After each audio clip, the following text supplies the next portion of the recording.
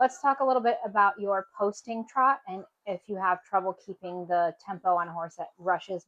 So your posting, if you're posting the trot, is supposed to regulate the tempo of the horse. So your ups and your downs decide how far forward the hind leg thrusts and how long it weight bears.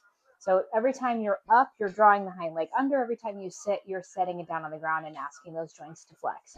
And your posting controls the rate. So it's a steady 1, 2, 1, 2. Now, let's say that you're on a horse that rushes in the trot a little bit and it starts to speed up. What happens to a lot of people is, maybe they're posting kind of normal, everything's good, they got their reins steady, but the horse starts to speed up and they start to post higher and they start to post faster. And then pretty soon they start to creep forward with their upper body, clutch backward with their hand. That's just one possibility. And they start to post into the back of the saddle because they get thrust out of position. So sideways, this would be the middle of my saddle, and here I'm in a nice position and I'm posting. My hands stay level. I don't want my hands to come up and down as I post. That's for another video, but I would post through my arms, and then let's say the horse starts to speed up. I start to hit the back of the saddle and maybe come up too high, and that starts to actually chase the horse more and more forward. And that's really tough if the horse starts to rush and struggle and drop their back, because their back turns into a springboard and it makes it really difficult to find a place to sit down into. There's essentially nowhere in the back for you to sit into, and every time you sit, the horse's back launches you off. So what can you do about that? A couple things. You can trick your body into lowering the center of gravity. A big one for me, actually, that I'm a huge fan of, and this will sound counterintuitive, is grabbing some mane or some saddle, and that will immediately give you some stability. Doesn't make you look cool. You're not going to win any points with anybody watching for coolness factor, but it will immediately stabilize you and get you off of your hand. So if you're posting and you start to get this backward clutching thing happening, if you grab some mane and some saddle, and let's say you don't try to hold and pull the rein at the same time, but you can maybe loop your rein and your hand together into the saddle or the mane, so that as you post, you can regulate your tempo and you can slow yourself down a little bit.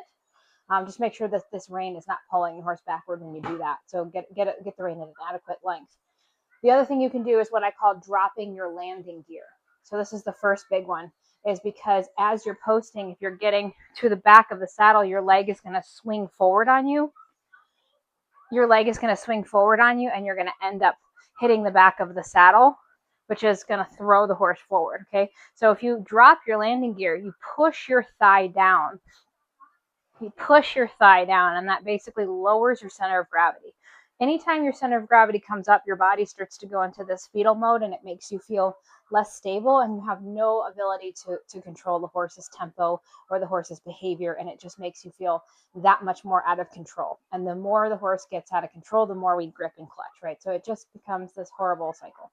So drop your landing gear down. That's basically push your knee like you're going to kneel onto the ground, because your leg maybe has slid forward, very likely it's slid out of position, and you've gotten tense in all these joints, and that's tensed up your hip and caused you to either double bounce on the saddle or hit the back of the saddle, and to make your back feel horrible, jostle your fillings out, that kind of stuff that we don't want to happen. So drop your landing gear, and that will open the front of your hip.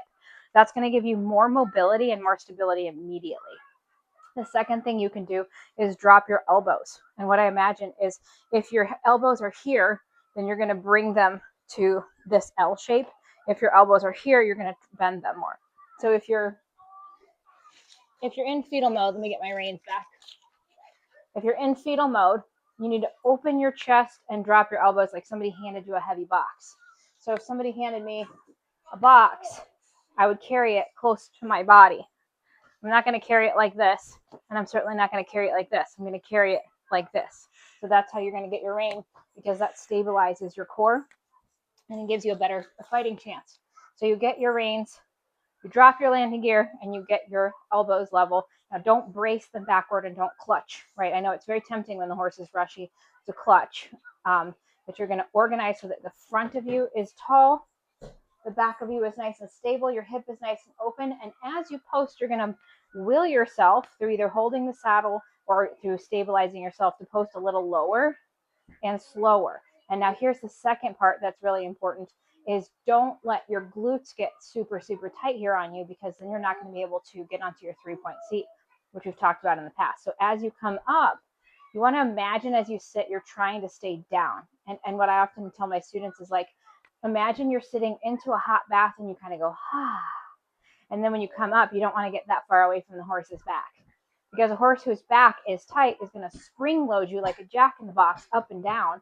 And that makes it impossible to control the tempo. It also flattens out their pace. So you want to go lower and slower. And every time you sit, imagine you're trying to stay down. Every time you're up, imagine you can't wait to get back down, so that you control the horse's pace by lowering your center of gravity.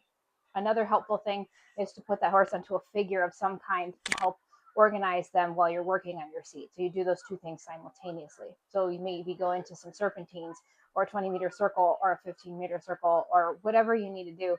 But you do those things simultaneously, where you direct the horse onto a figure, organize your seat, and then get your center of gravity low by dropping your thigh, bending your elbow, and definitely taking some deep breaths, humming, singing, whatever helps you keep the time and keep yourself focused, and use the figure to organize the horse all at the same time. So the main thing to think about is that when bodies are tight, the horse's body is going to drop its back, contract the back muscle, and cause you not to be able to sit into it. Then you have no effect of it, right?